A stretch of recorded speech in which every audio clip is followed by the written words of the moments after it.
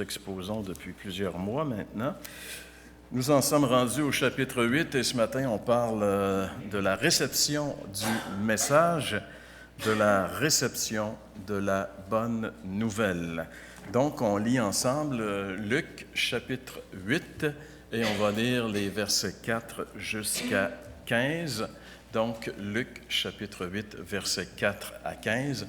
C'est ce qu'on appelle habituellement la parabole des terrains ou encore la parabole des sols, où dans ma Bible c'est marqué « le semeur et les terrains ». Mais c'est un passage qui est relativement bien connu, mais comme le reste, souvent mal connu. Alors, on va lire ensemble donc Luc 8, versets 4 à 15. « Une grande foule se rassembla, et des gens vinrent vers lui de diverses villes. Alors il dit cette parabole. Un semeur sortit pour semer sa semence. Comme il semait, une partie de la semence tomba le long du chemin. Elle fut piétinée et les oiseaux du ciel la mangèrent. Une autre partie tomba sur un sol pierreux. Quand elle eut poussé, elle sécha parce qu'elle manquait d'humidité. Une autre partie tomba au milieu des ronces. Les ronces poussèrent avec elle et l'étouffèrent.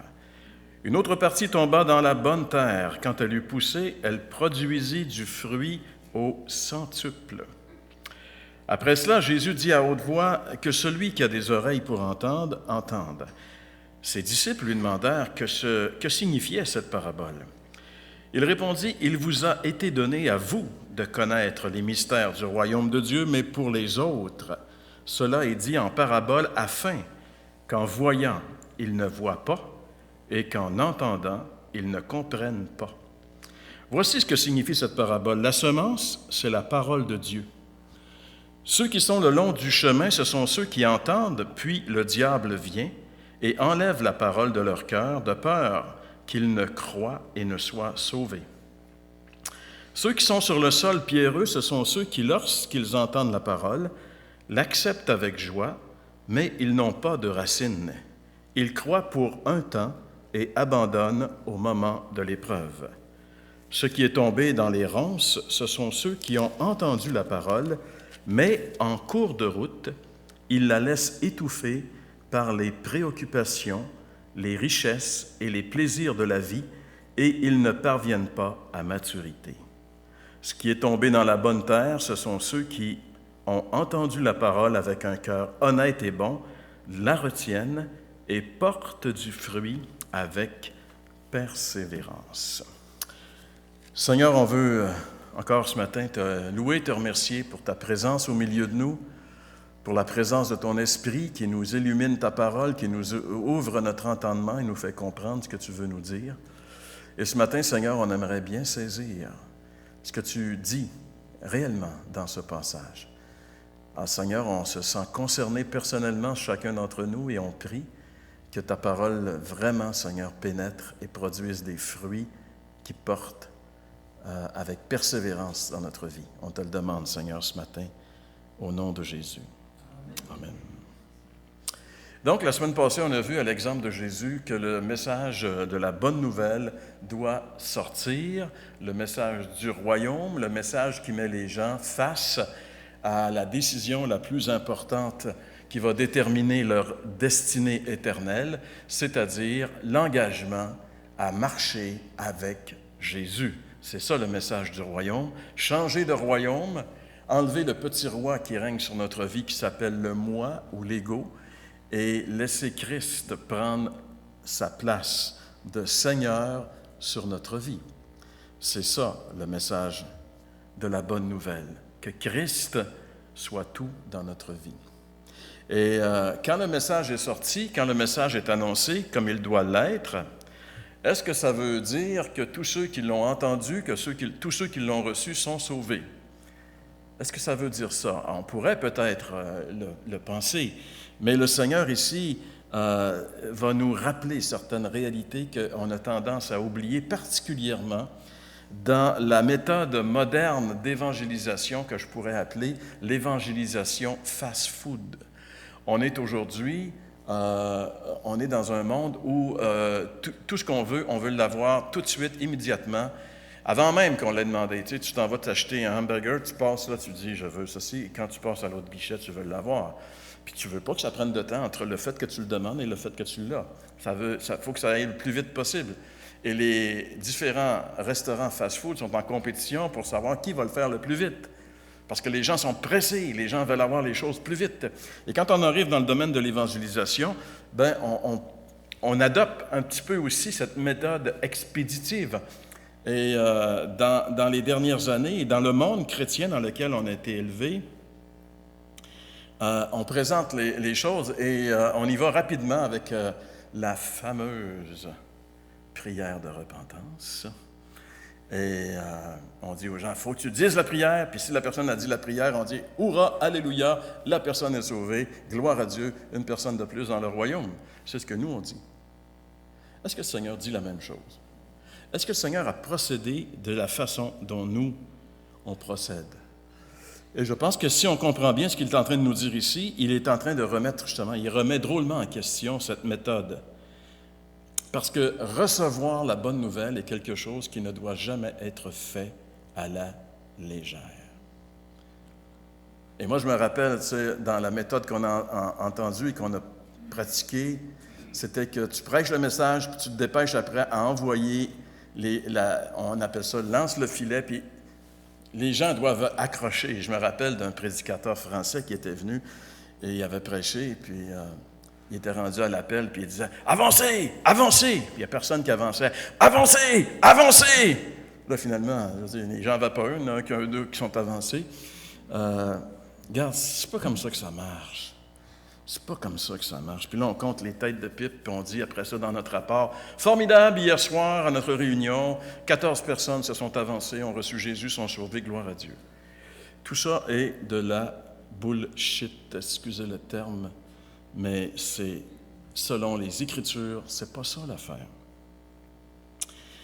Dans ce passage-là, Jésus nous rappelle qu'il y a juste 4 réceptions, 4 attitudes possibles concernant la réception de la bonne nouvelle.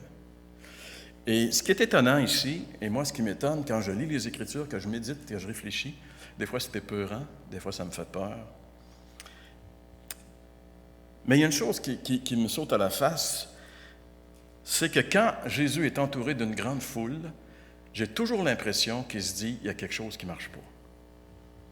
Regardez ici au verset 4. « Une grande foule se rassembla autour de Jésus. » Une grande foule se rassembla, et c'est dans ces moments-là que Jésus sort un enseignement complètement décapant, complètement pour nous virer à l'envers. C'est dans ces temps-là. C'est comme si Jésus disait, s'il y a autant de monde, c'est parce qu'ils n'ont pas compris. Alors je vais leur mettre vraiment le pendule à l'heure. On le voit d'une manière claire, parce que, vous savez, nous, on est impressionnés par le nombre de personnes. Honnêtement, on est tous des êtres humains impressionnés. Plus il y a de monde, plus... Et nous, souvent, on associe, plus il y a de monde, plus c'est vrai. Alors que dans les Écritures, c'est pas comme ça. Puis pour Jésus, c'est pas comme ça. Jésus n'est pas impressionné par les foules. Il n'est pas impressionné par le nombre de personnes. Au contraire, regardez ce qu'il nous est dit dans l'Évangile de Jean. Et ça aussi, c'est assez étonnant. Pendant que Jésus était à Jérusalem à la fête de Pâques, plusieurs crurent en son nom, voyant les miracles qu'il faisait. Alors nous, on arrêterait là et on dirait « Wow, gloire à Dieu, plusieurs croient en Jésus. Tu as vu, Jésus est allé à Jérusalem, plusieurs croient en lui. Wow! » Mais Jésus ne se fiait point à eux parce qu'il les connaissait tous. Jésus, lui, quand il regarde la foule, il ne voit pas juste l'extérieur, il voit l'intérieur. Puis il ne voit pas juste l'intérieur, il voit pourquoi les gens sont là. Quelles sont les motivations qui les amènent? Pourquoi ils sont là? Et ça, c'est épeurant de savoir que Jésus sait pourquoi on dit être chrétien.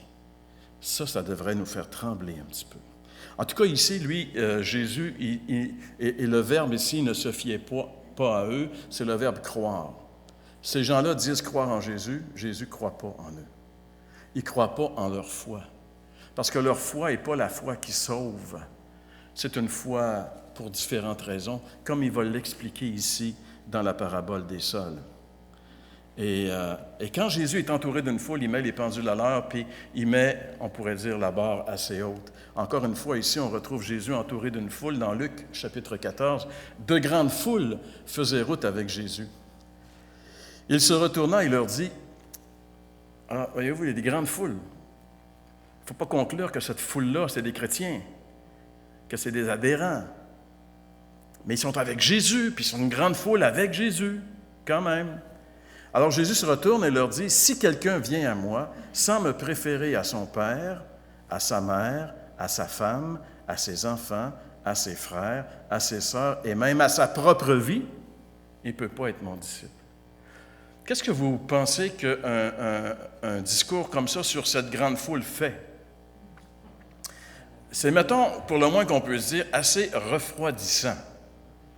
Si tu comprends bien ce que Jésus fait là, il vient de dire, probablement que tu vas t'en aller. Jésus ici, il ne fait pas dans l'évangile de la facilité, ni dans l'évangile de ce qu'on appelle aujourd'hui l'évangile de la prospérité. Tu sais, Jésus, il n'a pas dit à un de ses disciples, « Sors ta guitare et chante, « Avec Jésus, tu sais, tout ira bien. » Parce que souvent, avec Jésus, vous savez quoi? Ça va plus mal après que ça allait avant. Et ça, Jésus, il l'a dit. Vous serez haïs de tous à cause de mon nom. Le nom de Jésus identifié à quelqu'un, c'est plus une cause de difficulté qu'une cause de « avec Jésus, tout ira bien ». Ça, c'est de l'utopie.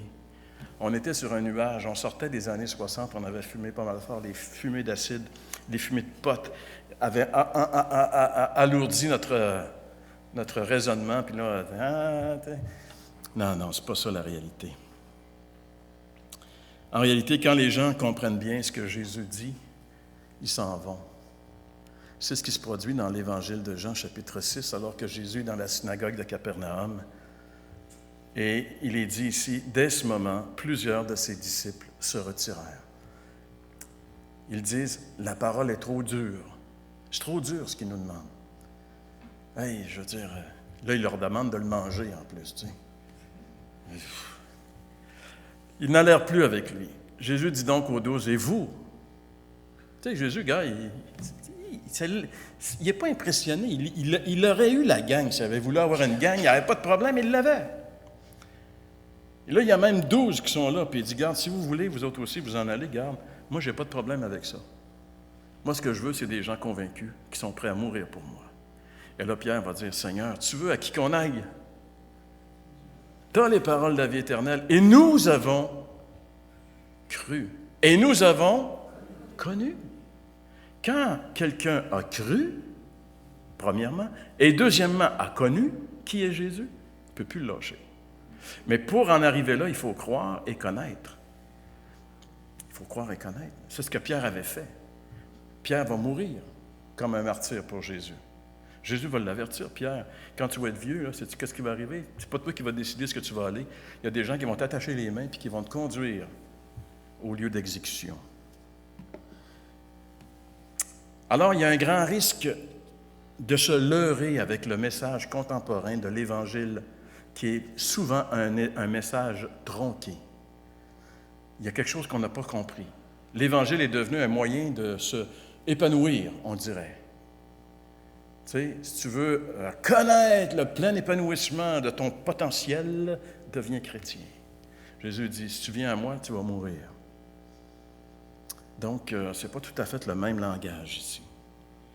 Alors ici, Jésus remet les pendules à l'heure. Selon Jésus, il y a 4 choses seulement qu'on peut faire avec 4 attitudes dans la réception de la parole. Première attitude, c'est l'indifférence totale. Être indifférent. Regarde, ça coule sur le dos comme l'eau sur le dos d'un canard. Deuxième, inconsistance. Ça manque de consistance. Troisième, inconstance. Mais là, ici, j'ai pensé après que ce serait mieux de mettre incohérence. Bien, on va y aller avec inconstance ce matin. Et finalement, insistance, c'est le 4e et le bon terrain.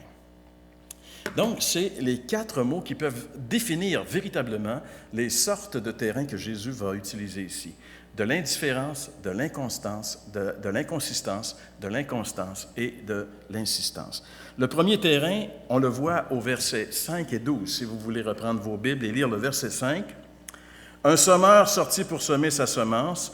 Comme il semait, une partie de la semence tomba le long du chemin. Elle fut piétinée et les oiseaux du ciel la mangèrent. » Et le verset 12, on a ici l'explication de Jésus de cette parole. « Ceux qui sont le long du chemin, ce sont ceux qui entendent. Puis le diable vient et enlève la parole de leur cœur, de peur qu'ils ne croient et soient sauvés. » Jésus ici est en train de parler en parabole. Il parle en parabole. Ça veut dire quoi? Il utilise des images. Le mot parabole veut dire à côté. Il utilise des images pour faire comprendre la vérité. Mais pour que ceux qui ne sont pas destinés à la vie éternelle soient tous mêlés et que ceux qui sont destinés, ça devienne clair, parce que Jésus va leur parler. Et déjà, c'est des versets un peu troublants. La Bible est troublante quand même.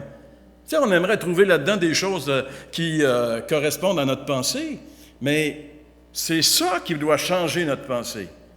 Et il y a des versets troublants ici. Les versets troublants ici sont au verset, on pourrait dire, 9 et 10.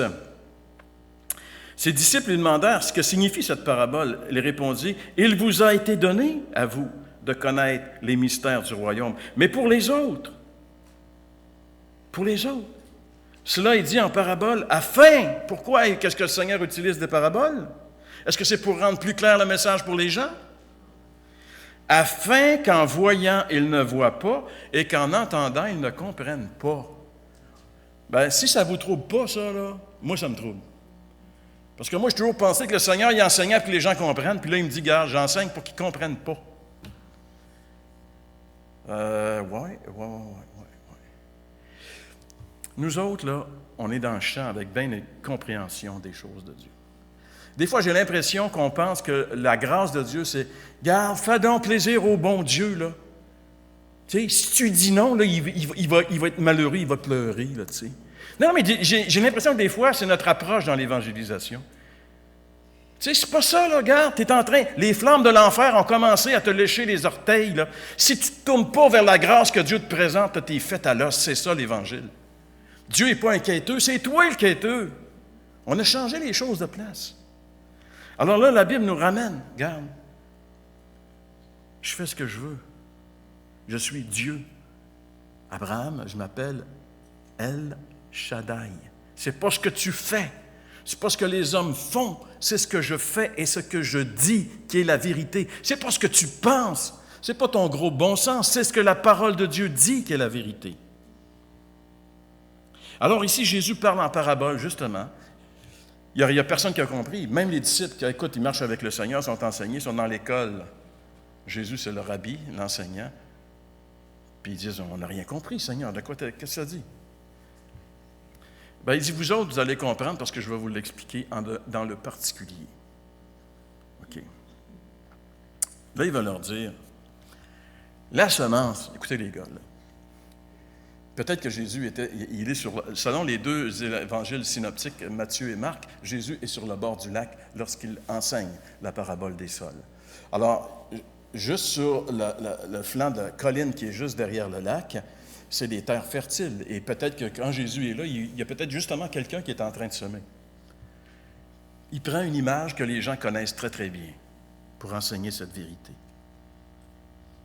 Il dit, le semeur, je suis le semeur, je sème, et la semence, c'est la parole de Dieu. La parole de Dieu, c'est une semence. Selon Jésus, ici, il compare la parole à une semence. Une semence, c'est quoi? Une semence, c'est une graine qui n'a pas de l'air de grand-chose. Quand tu regardes une graine, tu n'es pas émerveillé de dire « Wow! Dieu a fait des choses merveilleuses. As-tu vu la belle graine? » Mais quand tu la sèmes, il se produit un phénomène. La graine va pourrir et mourir, et la vie va sortir à travers ce phénomène. La parole de Dieu, c'est pareil. Au premier aperçu, on dirait qu'il n'y a pas grand-chose. Beaucoup de gens qui n'aiment pas lire la Bible, c'est plate, c'est pas attirant, il n'y a pas d'image, pas comme Tintin, tu sais, c'est pas... Mais la parole, quand tu la reçois, elle produit des choses. C'est une semence. Donc, le message de la bonne nouvelle, c'est une semence. Et le terrain destiné à recevoir, le terrain, c'est le cœur de l'homme. Les différents terrains, c'est différents cœurs d'hommes, différentes attitudes dans le cœur de l'homme. Et en général, la semence, on pourrait dire la nature du sol, de la nature du sol dépend le sort de la semence. Bonne terre, bonne récolte, mauvaise terre, pas de récolte. La façon dont l'être humain reçoit le message de la bonne nouvelle détermine sa destinée éternelle. C'est sérieux, bien plus qu'on pense. La façon dont les gens reçoivent. Alors nous, si on leur donne une mauvaise façon de le recevoir, on est coupable. C'est sérieux, on ne fait pas ce qu'on veut, là. Et c'est pour ça que le Seigneur nous limite à faire sortir le message. Le problème de la réception, c'est plus notre problème. Quand le message sort le message d'une manière le plus intègre, le plus réel et ne le transforme pas pour qu'il devienne plus acceptable. Il ne sera jamais acceptable. Mais c'est le message que tu dois envoyer. Et quand le message est bien sorti, le Seigneur s'occupe, lui, du reste. Donc, la première réaction qui est décrite ici par Jésus, c'est l'indifférence. Les graines tombent le long du chemin, qui est un terrain très, très dur, piétiné, et les graines sont piétinées. En réalité, ici, c'est de la semence qui est gaspillée. Ça arrive qu'on gaspille la semence. Et si on sort le message, on doit être certain, le Seigneur nous dit, il y en a une partie qui va être gaspillée. Une grande partie qui va être gaspillée. Parce qu'elle va tomber dans des cœurs indifférents. « Hey, je m'en fous-tu, moi, de ton message? » Comme le gars disait qu'on a entendu là. « Je m'en... » Tu sais? Alors, l'indifférence, c'est l'insensibilité complète. Ça ne me touche pas. Je ne me sens pas concerné. Je m'en fous. Ça ne m'intéresse pas. C'est, selon la définition du mot indifférence, une absence totale d'intérêt. C'est un détachement à l'égard du message. C'est l'attitude de ceux qui ne prêtent aucune attention au message. C'est comme on dit, l'eau sur le dos d'un canard. Et comme cette personne n'a pas d'intérêt, il y a quelqu'un qui est bien content puis qui va s'arranger pour que cette personne-là n'ait jamais d'intérêt. Et cette personne-là, il y en est question au verset 12, « Le diable vient et enlève la parole de leur cœur de peur qu'ils ne croient et ne soient sauvés. » Le diable, il ne veut pas que quelqu'un croie le message, la bonne nouvelle, et soit sauvé. Donc, il va faire tout son possible pour enlever le message. Le diable, il ne veut pas que le message il sorte. Il endort l'Église au gaz, l'Église dort, l'Église se fait des petits parties, tout le monde est beau, ouais, on a du fun, on a des bons groupes, tout ça, on se distrait, on est dans le divertissement. L'Église, pendant ce temps-là, ne sort pas avec le message. Le message reste là, entre nous. Mais quand le message réussit à sortir, quand les chrétiens se réveillent et réalisent que la raison d'être de notre existence, c'est de faire sortir le message, alors là, le diable n'est pas content. Là, il rugit. Et là, il va susciter dans le cœur des gens toutes sortes d'arguments pour qu'ils reçoivent le message. Tu sais, la personne va dire, « Ouais, mais c'est bien beau ton histoire, mais moi, je crois à l'évolution. Je ne crois pas ça, moi, que Dieu a créé les choses. Tout le monde me dit que c'est le hasard qui a créé ce qui existe. Et moi, je crois ça. » Alors, toi, tu as fait un bout de chemin, puis tu arrives là, tu arrives à l'argument scientifique, fictif, et ça tombe. Il y a toutes sortes d'excuses que Dieu ne prend pas. Jésus répondit à un homme donnant un grand souper. Il invitait beaucoup de gens. La bonne nouvelle, venez, tout est prêt.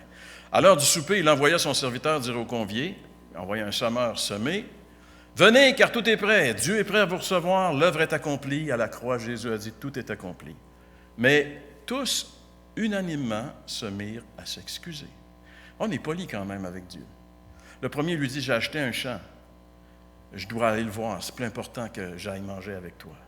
Il faut que j'aille voir mon champ. Excuse-moi, je te prie. » Un autre dit, j'ai acheté 5 paires de bœufs, il faut que je les essaye. C'est bien plus important mes bœufs que toi, Dieu. Excuse-moi, je te prie, je n'ai pas le temps de consacrer à ton invitation. L'autre dit, écoute, moi je viens de me marier, écoute, je ne peux pas y aller à ton repas. Ce sont toutes des excuses que Dieu n'accepte pas. Et quand l'Évangile est annoncé, l'indifférence trouve une excuse pour refuser le message. Mais nous, on pense que « c'est pas grave, il va venir une autre fois. » Qui te dit ça? Qui dit que quand quelqu'un dit non à la grâce de Dieu, Dieu va se manifester une autre fois? Qui te dit ça? Moi, je vois le contraire dans les Écritures. Si vous entendez sa voix, n'endurcissez pas votre cœur. C'est aujourd'hui le jour du salut. Si tu l'entends, c'est une grâce que Dieu te fait. T'es qui, toi, pour dire à Dieu, gars, hey, attends, moi, je vais me convertir quand ça va me le dire? T'es qui? Quand l'Évangile arrive, c'est une grâce qui est faite. Le diable vient, enlève, et pour la plupart des gens, ça vient de se terminer là. Dieu, c'est pas, regarde, Dieu, là, il nous fait une grâce. Tu sais, il arrive avec 300 milliards de dollars, puis il dit, les veux-tu? Tu dis, non, garde ton argent, moi, je suis capable. Ouais, tu veux te tirer d'affaire tout ça? Ben vas-y, tu sais. Ben, Dieu, quoi. Il ne courra pas après toi tout le temps pour dire accepte ma grâce. Ça m'a été, ça m'a pleuré, tu vas me faire de la peine. Ça fait pleurer le bon Dieu. Là. Regarde, c'est pas ça, là, c'est Julien Clerc qui chantait ça, mais c'est pas la Bible. C'est toi qui as besoin de la grâce. Dire non à Jésus, c'est la pire chose que quelqu'un peut faire. Donc, c'est l'indifférence. Alors, Jésus dit, quand le message est sorti, il y a une réaction qui est l'indifférence. Il y a des gens qui disent non et qui trouvent toutes sortes de raisons pour dire « je n'en veux pas ». L'indifférence totale. Et par la suite, le deuxième point, c'est l'inconstance. L'inconstance, on le voit, si vous le voulez, vous avez gardé votre Bible ouverte en Luc 8, versets 6 et 13. « Une autre partie tomba sur un sol pierreux. Quand elle eut poussé, elle sécha parce qu'elle manquait d'humidité. » Verset 13. « Ceux qui sont sur le sol pierreux, ce sont ceux qui, lorsqu'ils entendent la parole, l'acceptent avec joie. Mais ils n'ont pas de racines. Ils croient pour un temps et abandonnent au moment de l'épreuve. » Le mot-clé ici, c'est « ils croient pour un temps ». Il y a des gens qui croient pour un temps. Et nous qui sommes ici dans cette salle, nous en connaissons des gens qui ont cru pour un temps. Mais nous, des fois, on pense, oui, ils ont cru pour un temps, mais là, ils sont dans une mauvaise période, ils vont revenir. Hey! C'est qui Dieu? C'est-tu eux ou Dieu qui nous dit, garde, quand tu crois juste pour un temps, c'est just too bad, c'est fini. Et ici, il est question des gens qui sont des émotifs, des impulsifs. Frédéric Godet les appelle les inflammables. Eux autres, ils pognent vite. Mais ils sont superficiels. L'inconsistance, c'est-à-dire la définition, c'est la facilité à changer continuellement d'opinion. L'idée du terrain pierreux, moi, quand j'étais nouveau croyant puis que je lisais ça, il me semble que la version me disait c'est un terrain qui est plein de pierres. Puis un petit peu de terre, là, puis la graine. Mais c'est pas ça. Terrain pierreux, l'idée, c'est une très mince couche de terre sur le roc.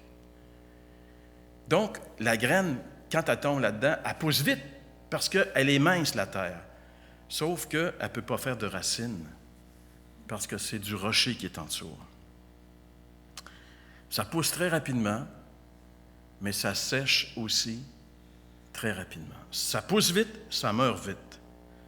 La réception est spontanée, c'est marqué, ils l'acceptent avec joie. Alors le message sort, la bonne nouvelle est prêchée, et ils le reçoivent avec joie. Puis là, tout le monde dit, « Wow, gloire à Dieu, alléluia! Ils sont sauvés, regarde, ils l'ont reçu, puis ils sont heureux. » Regarde, relax, attends, laisse passer un peu de temps. Énerve-toi pas trop vite, nous, on est des nerveux. Relax, le Seigneur dit, relax. Parce que quand c'est trop rapide, c'est douteux. C'est douteux. Regardez qu'est-ce que le Seigneur dit. Lequel de vous, s'il veut bâtir une tour, ne s'assied pas d'abord pour calculer la dépense et voir s'il a de quoi la terminer? Le vrai message de l'Évangile prêché comme le Seigneur nous le demande, ça devrait que lorsque vient le temps de l'appel, êtes-vous prêt à vous engager pour Jésus? Si oui, réfléchissez sérieusement à ce que ça signifie et prenez votre décision. Ça, c'est comme ça que ça devrait se faire. Réfléchissez. Vous savez, quand ça commence trop vite, moi, je me rappelle quand j'allais à la TUC il y a des années, à un moment donné, il y avait une dame, je n'avais jamais vue, je la vois dans l'assemblée, puis waouh, si boulot, elle avait le feu quelque part. Et finalement, je connais, évidemment, après la réunion, cette femme-là vient me voir. « Ah, monsieur, ce soir, là, j'ai entendu des choses extraordinaires. Moi, je suis émerveillé du message, puis blablabla. » Puis, si boulot, je me suis dit, « Wow! Tu sais, il me semble qu'elle en mettait trop. » Tu sais, c'est correct, là, mais il me semble, tu sais. Après ça, j'ai connu cette madame-là. J'avais couché dans la maison. C'était une dame qui venait de se marier avec un vieux chrétien. La vieux chrétien, sa femme est morte. Puis il a marié cette femme-là. Et moi, j'ai pu voir par la suite qu'elle voulait se marier avec le gars. Et elle ne pouvait pas se marier avec le gars si elle n'était pas chrétienne. Parce que chez les chrétiens, on se marie entre chrétiens. Donc, elle est devenue chrétienne. Comme les présidents des États-Unis, vous savez, à toutes les fois, c'est le temps des élections, ils deviennent tous chrétiens. Ils voient que leur Bible rentre à l'Église. Jamais ils y vont avant, mais là, c'est le temps des élections. Ils sont comme bizarrement devenus chrétiens. Alors, elle est chrétienne. OK. Le bonhomme meurt 2-3 ans après. Et moi, je remonte à la TUC. Je ne vois plus la madame. Ben, le monsieur, je ne le vois plus, puis je sais qu'il est mort. En général, on ne les voit plus. Mais elle n'est pas morte. Je demande aux chrétiens, elle est où? Aussitôt que le bonhomme est mort, on ne l'a plus jamais revu. Il est retourné chez eux. Oui, mais regarde, c'était pas de la conversion. C'était de l'illusion. Mais nous, on accepte tout ça, puis on se dit, c'est correct. Mais le Seigneur, il dit non. Notre foi va être mise à l'épreuve. Cette femme-là, sa foi a été mise à l'épreuve. Son mari est mort. Es-tu vraiment chrétienne? Le temps d'épreuve vient. Si tu es vraiment chrétienne, tu vas continuer à marcher avec le Seigneur. Si c'était juste parce que tu voulais te marier et que tu as eu ton mari, c'est sûr, tu vas arrêter quand il est mort. C'est une épreuve de ta foi. Dieu n'est pas dupe. Il met notre foi à l'épreuve. C'est une vraie foi. Dans l'Ancien Testament, dans le livre des Proverbes, il est dit « Le creuset sert à épurer et à tester l'argent. Le fourneau sert à éprouver l'or, mais celui qui éprouve les cœurs, c'est Dieu. » Dieu éprouve nos cœurs. Quelle sorte de terrain que c'est? Dieu éprouve les cœurs. Et l'apôtre Pierre dit ceci aux chrétiens, « Bien-aimés, ne trouvez pas étrange d'être dans la fournaise de l'épreuve, comme s'il vous arrivait quelque chose d'extraordinaire. » L'épreuve de notre foi fait partie de notre foi. Notre foi doit être éprouvée pour voir si c'est de la vraie foi. Est-ce que ta foi va résister à l'épreuve? Ça peut être la maladie, ça peut être la perte d'emploi, le divorce, ça peut être bien des choses. Et pour passer à travers l'épreuve, ça prend des racines. Ça prend des racines. Et ce genre de foi ici n'a pas de racines, donc ne peut pas passer l'épreuve. Il y a les épreuves qui usent, mais il y a aussi une autre chose qui use. C'est ce qu'on appelle l'usure du temps. L'usure du temps. Et ça, c'est l'inconstance. Ça, c'est le verset, c'est le 3e point.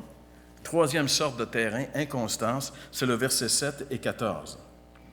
Au verset 7, Jésus dit « Une autre partie tomba au milieu des ronces. » Au milieu des ronces, des épines. Les ronces poussèrent avec elle, c'est quoi elle? La semence, la parole, ils poussèrent ensemble. Donc la semence pousse, mais les mauvaises herbes poussent aussi. Et comme les mauvaises herbes ne sont pas arrachées, qu'est-ce qu'ils vont finir par faire? Étouffer. Et regardez, c'est quoi les mauvaises herbes ici, selon l'interprétation de Jésus, non pas la mienne, verset 14. « Ce qui est tombé parmi les ronces, ce sont ceux qui ont entendu la parole, mais en cours de route, il la laisse étouffer par les préoccupations, les richesses, les plaisirs de la vie. » Et ça empêche la parole, ça empêche la bonne nouvelle de venir à maturité.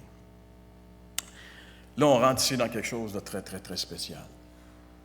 On rentre dans quelque chose de très spécial, et moi, ça me fait peur, et j'espère que vous avez peur aussi. Il est dit ici, en cours de route.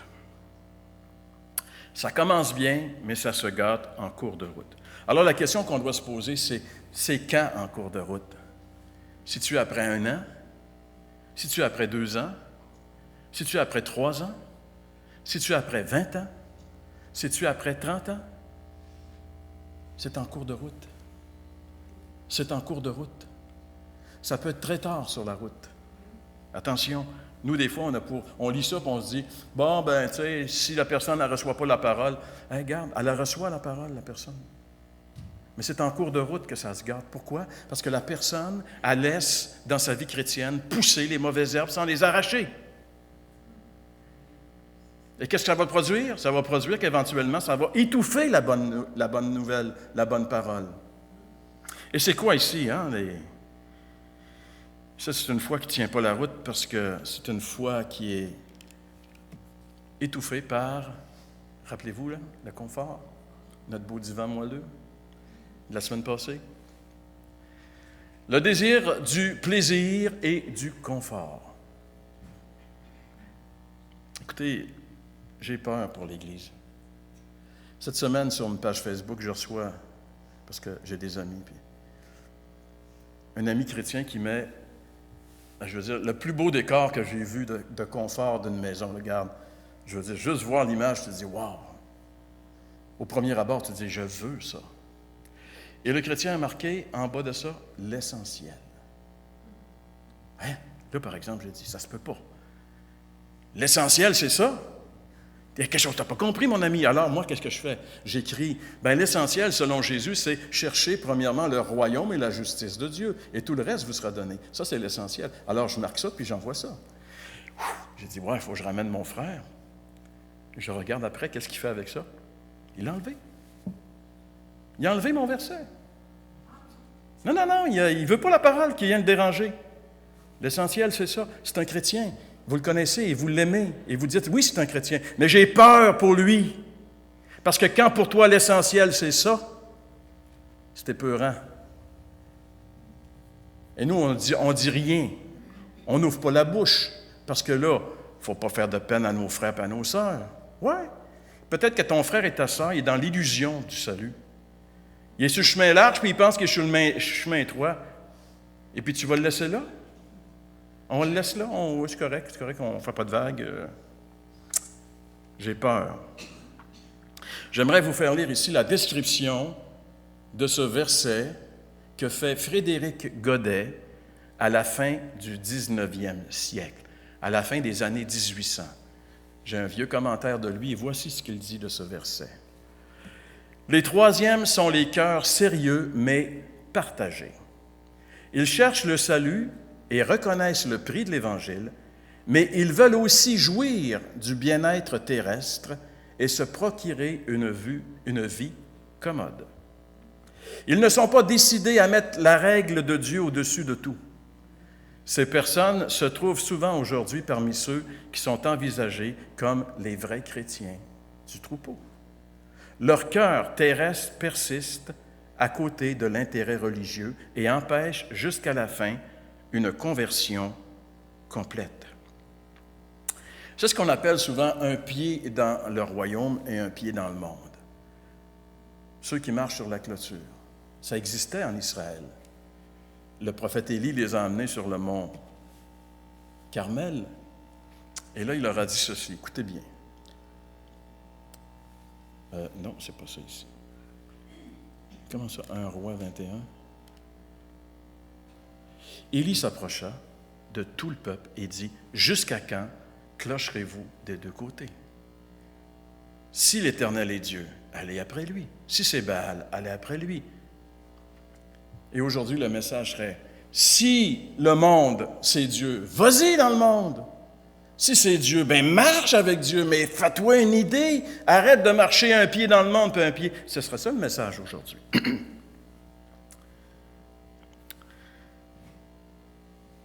Et c'est ce qui risque de nous éloigner subtilement de Dieu et de l'Évangile véritable, c'est la préoccupation des richesses, le souci de la sécurité financière.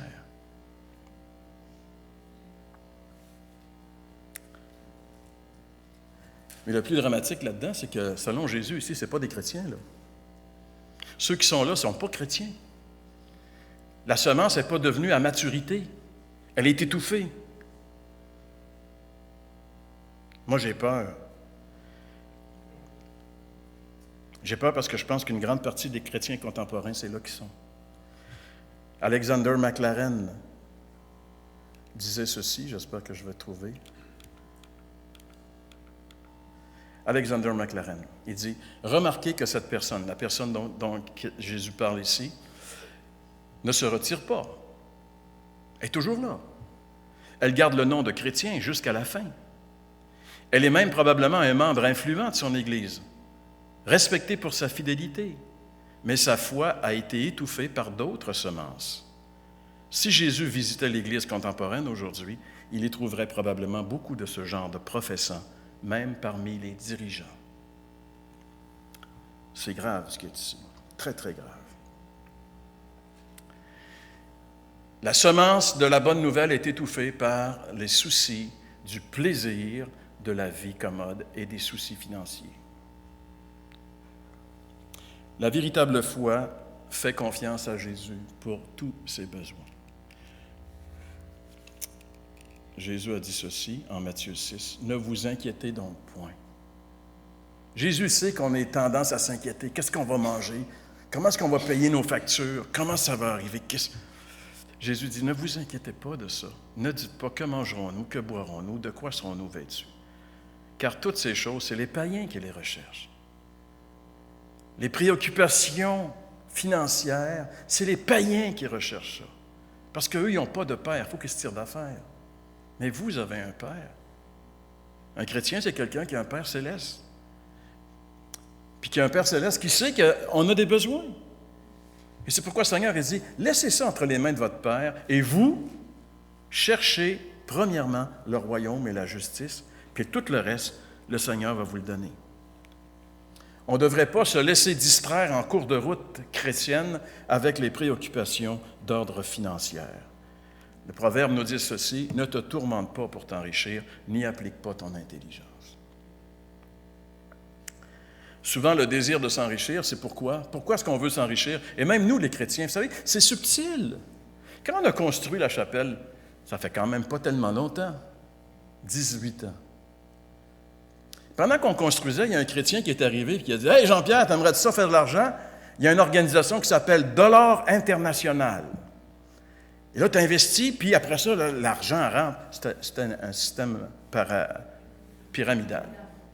Mais c'est un chrétien qui arrive avec ça. Ici, pendant qu'on construisait. Et ça a fait une traînée de poudre. Il y a beaucoup de chrétiens qui ont dit « Ouais, bien ça m'intéresse, moi. Ah oui, hey, j'aimerais ça. » C'est quoi ça? C'est le diable qui est en train de vouloir étouffer. Écoute, j'ai pas besoin de ça. J'ai un père qui pourvoit mes besoins. Pourquoi j'irais dans Dollar International? Ça serait dire à Dieu, ben, je pense que tu n'es pas capable de m'arranger moi-même. Et dans ce temps-là, le Seigneur dit, vas-y si tu veux. Si tu ne veux plus que je prenne soin de toi, je ne prendrai plus soin de toi. Si tu penses être meilleur que moi pour prendre soin de tes besoins, vas-y.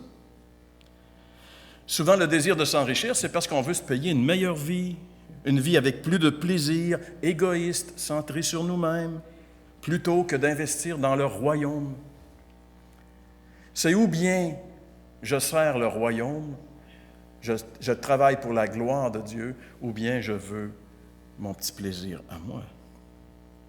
C'est pour ça que Jésus parle ici, dans verset 14, des plaisirs de la vie. Vous savez, l'amour du monde, c'est un piège subtil, l'amour du monde. C'est pas évident.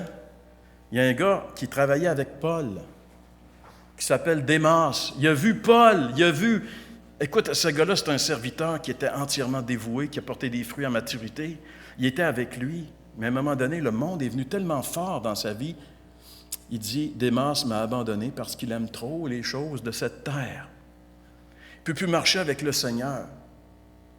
Il ne veut plus être identifié avec l'équipe du Seigneur. Il aime trop les choses de ce monde.